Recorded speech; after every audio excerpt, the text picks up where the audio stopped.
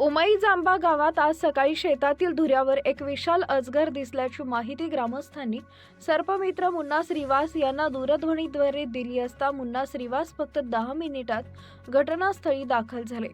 घटनास्थळी पोहोचल्यावर त्यांनी पाहिले की अजगर हा धुऱ्यातील काटेरी झुडपात अडकलेला अजगर होता।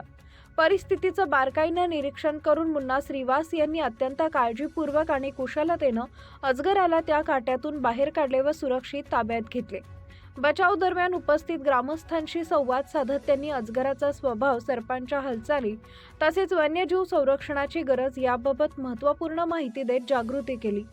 रेस्क्यू पूर्ण झाल्यानंतर अजगरला त्याच्या सुरक्षिततेच्या दृष्टीने जंगलातील नैसर्गिक अधिवासात सोडण्याची तयारी करण्यात आली आहे।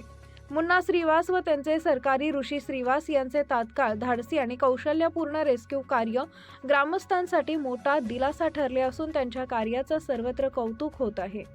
इंडिया न्यूज R7 उपसंपादक Mohammad Rizwan Siddiqui. Subscribe now and press the bell icon. Never miss an update.